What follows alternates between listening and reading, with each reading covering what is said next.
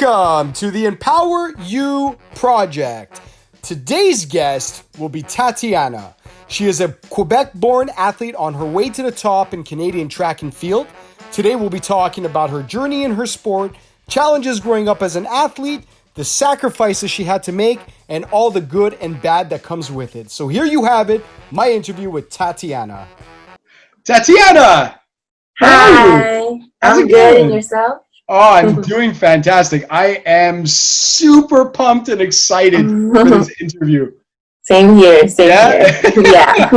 Last week when I had the chance to speak to you on the phone, you blew me away. Thank Here I you. am. I'm expecting to be speaking to 17, 18, 19-year-old woman. Girl, I will say girl. Yeah. And when I listened to you on the phone, I was speaking to a 30-year-old woman.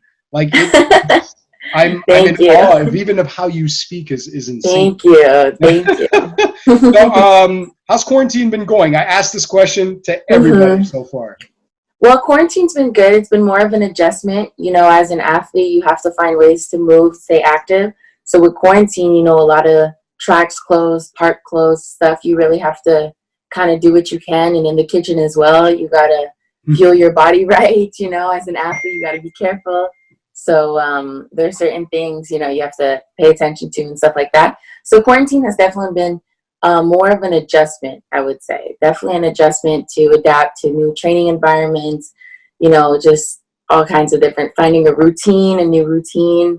So it was more an adjustment, for sure. Yeah, that's it. That's the difficult part. Like I myself, who is a strength and conditioning coach and have athletes, that's been the biggest challenge because nothing we've ever had in our lives have ever prepared us as coaches to look at this sport because there's no formula. And we don't know what day you need to be prepared for. And we don't know. It's nuts. So I could only imagine the pressure on you guys because you guys want to keep everything you have. Your entire being is about having that edge. And now you're kind of left like. Exactly. No, quarantine is definitely an adjustment, you know, because it's also some days you don't want to get up and you don't want to move and you just want to lay in bed all day.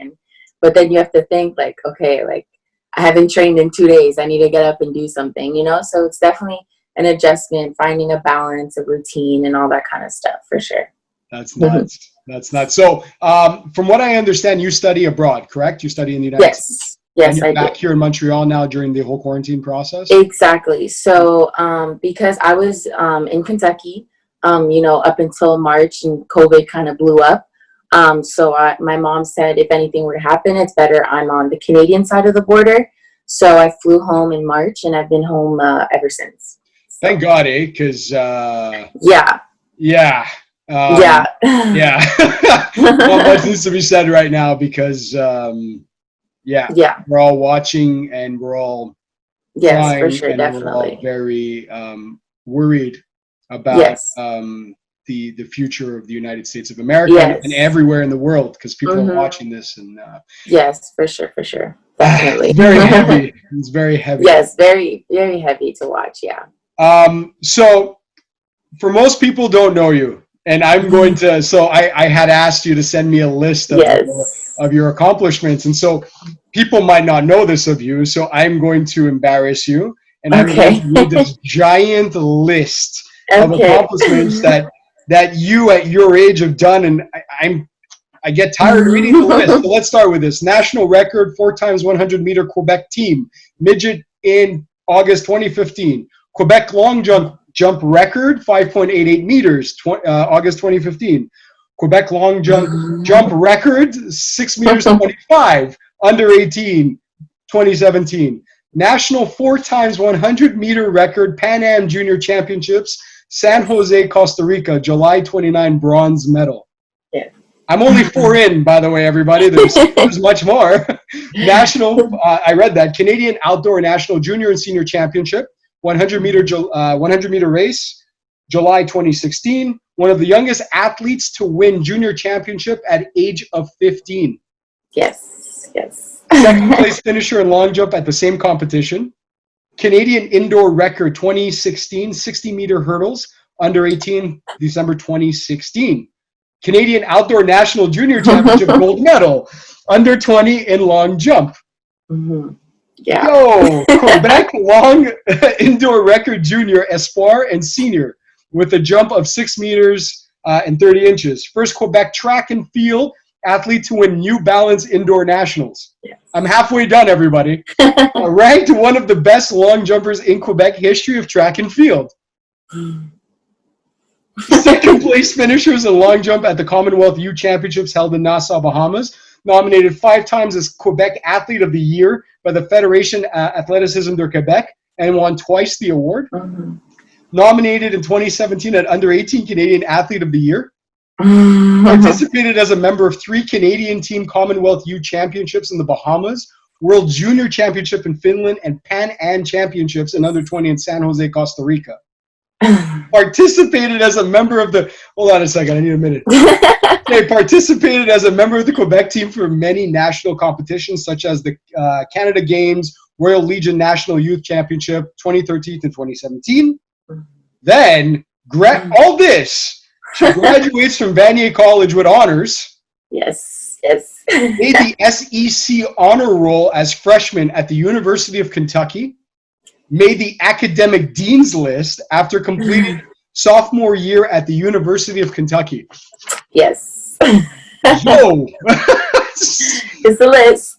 wow, this is just I'm like, thank you. I'm 36 years old. I haven't accomplished a quarter of this. This takes, thank you. like, how do you? It's honestly, when you look at it on the list, it's a lot, right? It's honestly, it just takes a lot of hard work, a lot of discipline, and a lot of drive and motivation. Definitely, starting out, it was all about, I love it. I love running. I love jumping. I love the feeling of being ahead of everyone. Like, I love it. So, eventually, I had so much success at such a young age. It was so easy for me to just fall into it, fall into the training, fall into, good habits, sleeping, eating. And, it's all about living, eating, breathing track and field. That's what it is, and especially with school, as you get older, school gets harder. And so, I had to find a routine, especially near the end where, I was in Vanier, for example. I have to find a routine where I have to study at this hour, and then I have to go train at this hour, but I also have to go to sleep at this hour. So it takes a lot of discipline. I remember my final year at Vanier, actually, I took 20 courses in the span of 2 semesters in 1 year, in order to graduate. So, I had 8 classes in the fall, 1 class in January, 1 nighttime class, 8 in-class classes, 1 distance course, and another course in May. You know what I mean? And that was the year I had to qualify for World Juniors as well. So it takes definitely a lot of discipline, and you have to want it, because at the end of the day, when you're on the line, it's who wants it more, right? So, it's not about school, it's about the last meal you ate, it's about the last practice you had. So it's really, you have to want it. That's definitely what I would say. There's something to be said about how learning the discipline through sport has a big translation in life. Mm-hmm. Because it doesn't matter how talented you are, it doesn't matter how gifted you are, it doesn't matter how genetically great you are. Mm-hmm. You still got to work harder than anybody else. I mean, yes. For me, one of my favorite all-time athletes is Michael Jordan, but that's my generation. Yeah. And right behind him is Kobe Bryant, and those two guys are some of the hardest working in their profession ever, and never took a day off. Never took a day off. Yo, props to you. That's huge. Yeah. I gotta ask though. That can't be easy. Because it's really not. It's not. You didn't. I'm assuming that normal teenagehood that we would all experience. Mm-hmm. Yeah, it was definitely something very hard because already I went to a private French school, and already just being in the private system is a little harder than the public system. So there's that too. But definitely, having to be like, oh, do you want to hang out? No, I can't. Oh, do you want to go out and eat? I can't eat that. You know what I mean? So definitely, growing up in, succeeding on the track, you have to make sacrifices. And I did miss out on, you know, a lot of things regular teenagers do, you know, going on vacation with your friends, going up north, going this, because the night of my prom was the night before I had a meet, you know what I mean? And I didn't get an after prom. I didn't get, you know, that whole experience. I went to prom and came home, and the next morning I was on the road headed to a track meet. So it's definitely a lot of sacrifice. But at the same time, if, like I said, if you want it, it's going to be worth it. But definitely the whole, you know, teenage aspect to it, because it was like, I graduated high school early. I graduated when I was 15. So, but I went to Vanier when I was 15 years old. Wow. So, exactly. So, you know, already even at Vanier, I'm 15. I'm going to school with 18-year-olds, 19-year-olds. So it's like, do you want to go to the club, whatever? I'm like, no. Like, I'm not even old enough to, you know what I mean? So, and it's a lot of the times I had to go to bed. I couldn't be on the phone. So definitely big sacrifice, and a big chunk of, I wouldn't say my childhood, but my teenage was definitely, I wouldn't say I missed out, but I would say it was altered. It's not the regular, you know, experience that you get at that age, for sure. That being said, I mean, I do coach some athletes, none near as level. Not yet. They may get there. I mean, they work hard enough. For sure. But I know that even no matter the sport, the effect psychologically, and this is something that yes, people don't realize. Like you know, we watch TV and we're like, yes. oh yeah, the guy missed the shot. What a bum. Blah blah yes, blah. And we're so critical. Yeah. But I mean, I could only imagine. It's a lot, you know. It can definitely, especially, you know, from a young age, you know, like when you win, it's the best feeling in the world. Yeah. You love it. You know, you're on top of the mountain. You have the medals, the cameras. But, you know, when you're 15 and, you know, you're not winning, or, you know, you have a bad meet or an injury pops up, it's hard mentally, because when you walk out of your house, you have an image to put, you know what I mean? You have to put on this face for the federation. You have to put on this face for your club, for your coach. And you can't let it be known that you had a bad day. You can't let it be known that, you know, you didn't get a good grade at school or something like that. And when you get on the track, it's about the track. So, and especially I think when you get older, what I came to realize is, you know, I had a lot of success at a young age. So to me, it wasn't necessarily, you know, I didn't have the, oh, I came in this place and I feel kind of down. But when I went to the United States, it's hard, and it's you know, it's war there. It's competition all the time. It's, you know, so I remember when at first I didn't start my season very well. It was very hard mentally, you know. It's hard to get on the track and want to be on the track. It's hard to, you know, sometimes you have to go see a sports psychologist, and, you know, it affects your confidence, your self-esteem, and there's so many things that, you know, people don't know, because it's like the only thing you see is us on the track. It's us at the line. So if I have a bad race, that's all you see. But you don't know that for months I've had an injury, or for months, you know, it's been hard going to the track and being in that type of environment. So definitely growing up, I think the mental health aspect of sport is so important. So important. And, you know, mental health is not just, you know, depression or anxiety or sports performance anxiety, all this kind of stuff. It can also be in the kitchen, like I said, you know, like eating disorders and stuff like that. So definitely, you know, if some people don't know, oh, she didn't perform well, well, maybe, you know, she didn't eat well, or she didn't, you know, certain things like that. So definitely the mental health aspect of the sport is so important. Definitely important. It's crazy. I can't imagine at 15, 16, 17 years old needing to be that disciplined. Yes. I mean, I was an obese guy. Yeah. In 2006, I was 280 pounds. So I definitely had a kitchen issue. But to think about the fact that, like, you got, like, I find it crazy because it's hard because, you know, I did leave my house. I left to go to the States all on my own at the age of 17. I was not 18 yet, you know, and I was in the dorms at the age of 17. And, you know, when you're on your own for the first time, you don't have a mom cooking for you all the time. You don't have, you know, comfort food.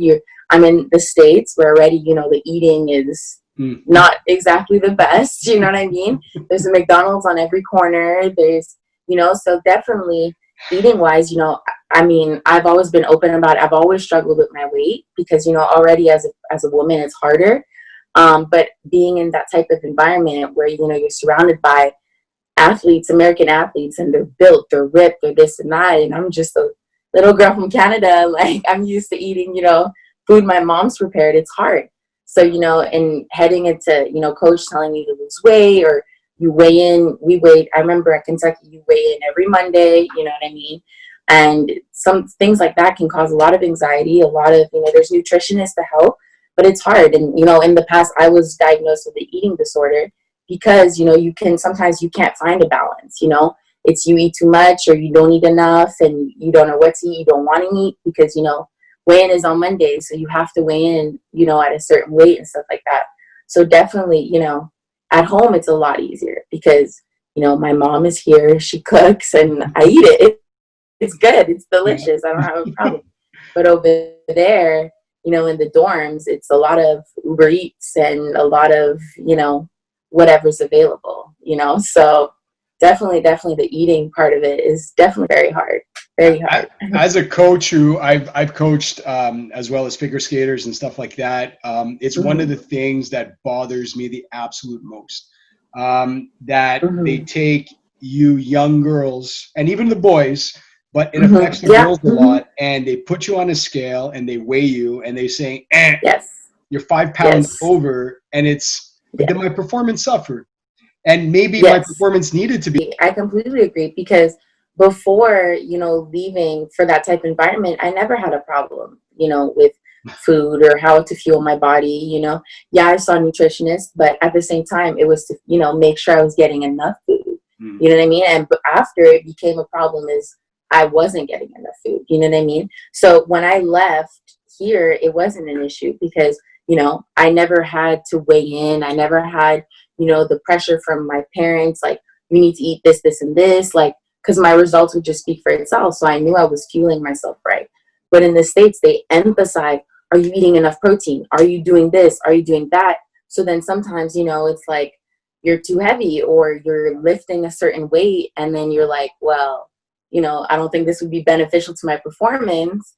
If I'm a jumper, I shouldn't necessarily be squatting 300 pounds. It doesn't, you know what I mean? So it's just like, what is going on? And then after that, when you lift heavy, you want to eat more. So, and then when you weigh in, you're heavier. So then the coach is like, okay, well, now you need to drop a couple pounds. So it's like, it's too much. It's too much. You know what I mean? And you have to find the balance and what works for you, which is what I think quarantine has helped me the most, is kind of trying to figure out, what my body responds to, what it doesn't, and certain things like that before I get back to, in the fall training and all that kind of stuff, for sure. Which is nuts that like an elite school would look at just pounds. Yeah, you know what I mean? Like our weight coach, he's very, like, oh, like, go by how you feel. But at the same time, when you're in an environment where all the girls, you look the same, they have the muscles, the this, the that, the whatever, coaches want to see you in an ideal, weight. And I remember my first year, I did put on a lot of weight my freshman year. And I came back, over the summer, I had lost about 20 pounds approximately. And then I came back and my coach was like, yeah, you need to lose another 10. You know what I mean? It's never enough. And then when you tell, someone that age, you need to lose another 10 pounds. Well, at this one, it's like, well, what do I do? Like, and you start training, and then they say, oh, it's going to fall with the training. And during training, nothing happens. You don't know what to do. You know what I mean? So when you're surrounded by coaches who only see a physique, it's hard. It's very hard because it's like not everybody fits in the same mold. And every athlete has a different body, which allows them to do the great things that they can do. So it's like, just because I don't have, like a 6-pack or a certain body type doesn't mean I can't do what the girl with the 6-pack is doing. So there's a lot of things regarding that in the States that I'm very critical of because I don't find it fair. You know what I mean? Absolutely. You're very, very, very wise. Thank you. I love how connected you are to all this because that's that you hit it right on the number. Yeah. And I hope coming out of all this, and I truly do, and I can assure you you'll have my support, but and all this is behind you, right? You reach your points, and falling back in love with who you are, and remembering that, as long as you continue to be the best version of you, then that stupid society box, that part of that bullshit number or that look, that doesn't matter, man. Like, you have to feel good. And if you feel good and treat yourself right, I mean, you'll look good. It's the byproduct. Looking good is the byproduct of being healthy. So that's, there's something to be said about that. For sure. Wow. I'm like in complete awe of you. I think it's awesome. So I overheard that you were set up for qualifiers for, unfortunately, the Olympics that have now been postponed. Yeah, exactly. So definitely this year, I'm transferring universities. I'm going to a different school. So it was kind of beneficial that trials were reported. But to qualify for the Olympics, you have to jump a standard or run a certain time. And you have to be top 2 in the country. So in terms of long jump, it's fairly, I won't say it's easy because, anybody can jump, pop out of nowhere, whatever. But I have been ranked among the top, I'm always among the top 5 within the country. So it's really going to come down to, how far I can jump. And obviously the standards are extremely high this year. And, it's not just for my event or from my perspective, talking to my fellow athletes. One of my very good friends, she does the 400 meter. She's a professional athlete, and even her looking at the standard, it's fast, and it's not just me. So it's all Canadian athletes where we're looking and we're like, wow, these standards are high. You know what I mean? So yeah, I was planning to compete at trials this year, but I'm very thankful that, I'm not thankful for COVID, obviously, but I'm very thankful that I will have an extra year to prepare for trials. Just my years at Kentucky have taught me a lot of stuff, like lessons from being on the track, off the track, training, sleeping, eating, mentally, all these type of things that I learned. So hopefully transferring to Iowa, I'm like so hopeful. I'm so excited to go there.